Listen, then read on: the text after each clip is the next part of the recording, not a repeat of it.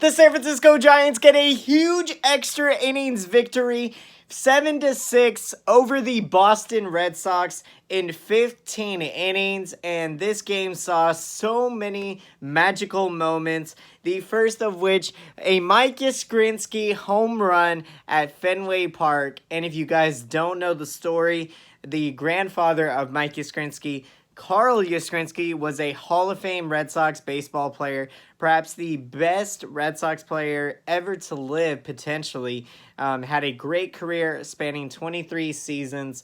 And so his grandson, Mike Yastrzemski, here he is making his debut at Fenway Park for the first time in his rookie season. And in the fourth inning, Mike Yastrzemski hit a solo home run, and so did something that his grandfather had done so many times at historic Fenway Park. And this was the epitome of baseball, guys. I mean, everything that baseball is this moment when you're seeing guys not just only fulfill a childhood dream, but you're seeing guys hit home runs at places, at ballparks that they attended growing up as a kid and maybe all throughout their teenage years, early adult years. And so, you know, this is really what the game of baseball is about. And for us to get a chance to see that amidst that doesn't even mention what a great game it was on top of it, going 15 innings, and the Giants pull out another one-run victory.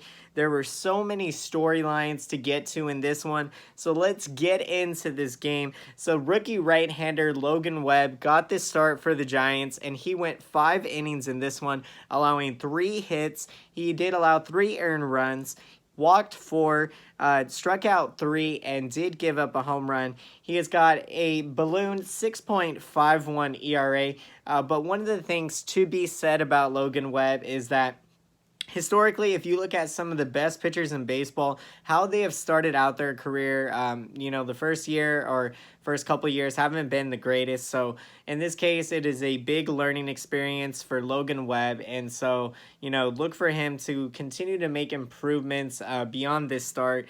And so he was opposing Nathan Eovaldi of the Red Sox, a 29-year-old right-hander who went 4 innings in this one, allowing 7 hits, 5 earned runs, 3 walks, 6 strikeouts, and did give up 2 home runs.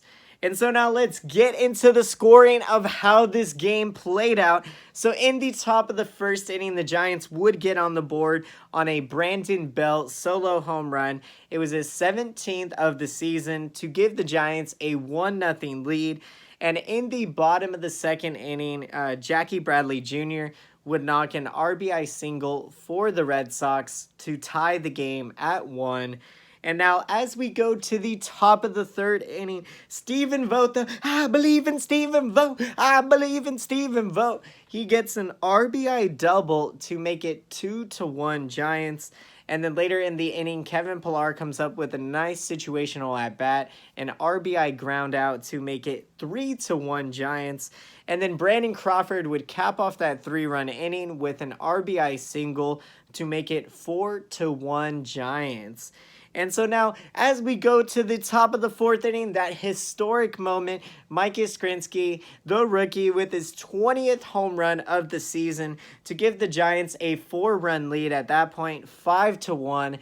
And so, you know, you're feeling really good at this point, but the Red Sox would mount a comeback and actually end up tying the game. So as we go to the bottom of the fifth inning, Jackie Bradley Jr. comes up with a solo home run, his 19th of the season. That cut the deficit to 5-2 Giants. And then in the bottom of the sixth inning, Mitch Moreland comes up with an RBI double, which made it 5-3 Giants. And then later in the inning, Christian Vasquez comes up with a ground rule RBI double, which made it 5-4 Giants. And then on a, unfortunate pass ball from Stephen Vogt, Vasquez would end up scoring the tying run to, of course, make it 5-5 at that point. And then as we go into extra innings, guys, there would not be any runs scored in this one all the way until the top of the 13th inning. Brandon Crawford coming up with an RBI double to make it 6-5 Giants. The Red Sox, however, would answer right back as Juan Juan Senton would come up with a bases loaded walk, and that would bring in the tying run. Marco Hernandez would end up scoring, and that would tie the game at 6.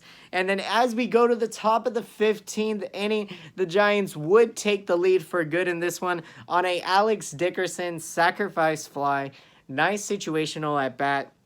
Giants take a 7-6 lead, and really another huge storyline of this game is that Stephen Vogt caught a historic number, 13 pitchers. So that is a new record, and a record that we probably will not see broken because next year baseball is going to be undergoing a new big change, and that is something that we can get into. I would love to hear your guys' thoughts on it. But baseball is getting rid of the 40-man roster expansion when you hit September 1st.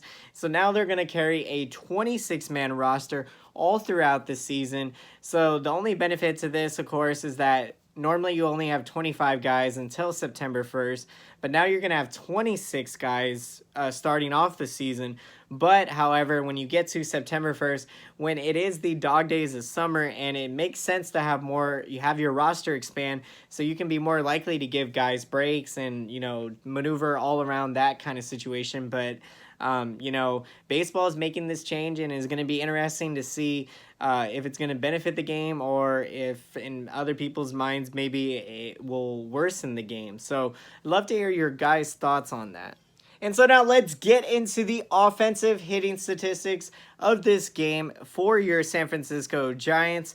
And so Mike Yastrzemski going 2 for 7 in this one with that historic home run. He scores 2 runs in this game, also has a walk, and he is hitting .266 on the season.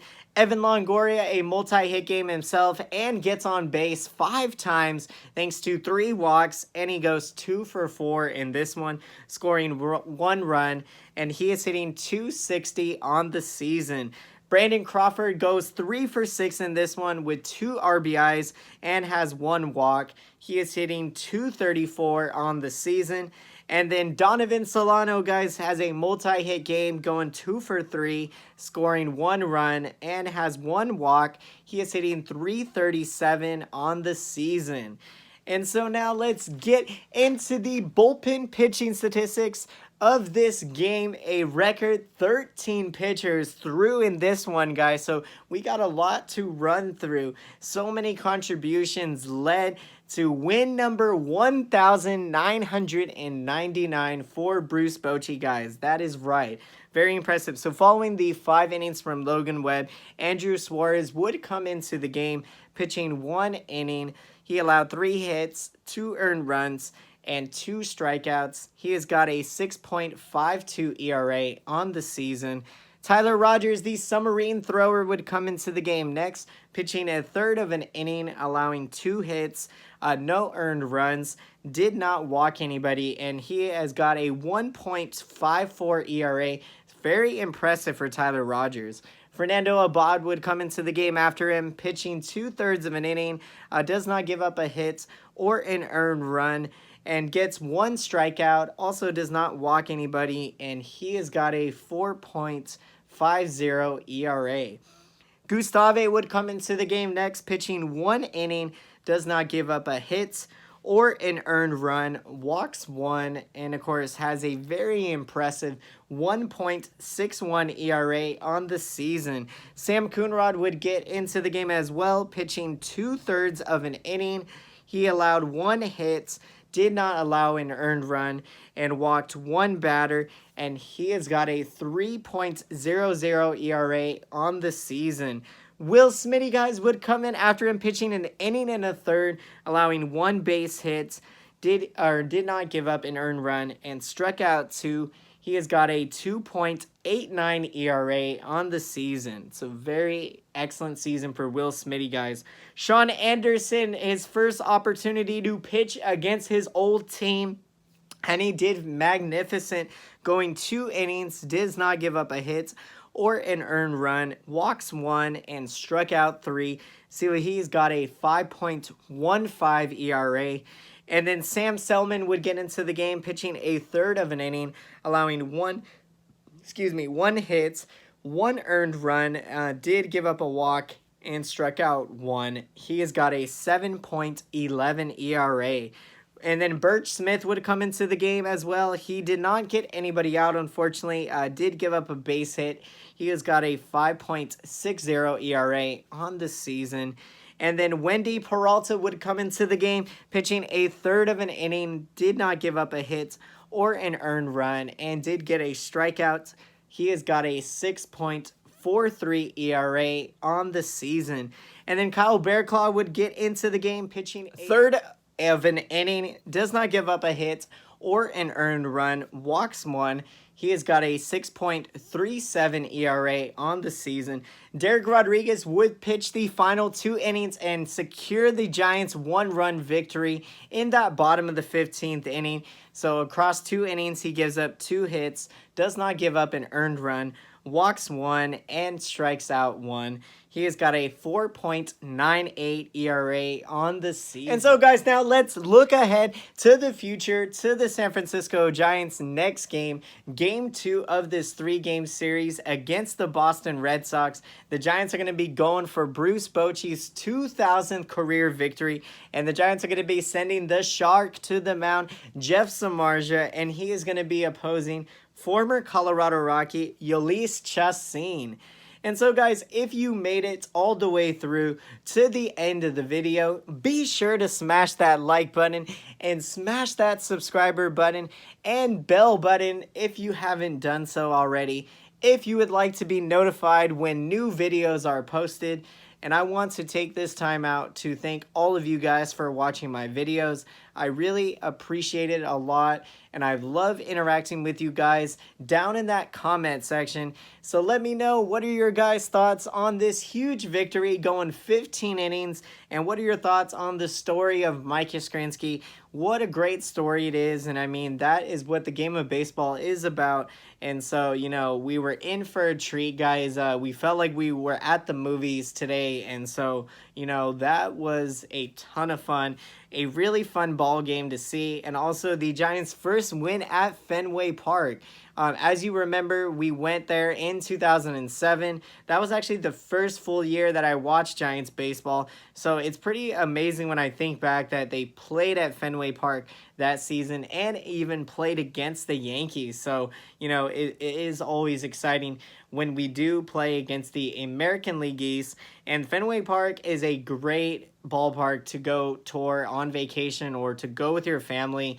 I personally have never been. It is definitely a dream of mine. Of course, it's a dream to play there, not just go there as a fan. And so we got big time dreams, guys. But definitely something that, you know, you should look into a vacation spot. It would be great. And so it would be tons of fun. And so until next time, guys, I will see you all again. Thank you so much for watching and have a great day.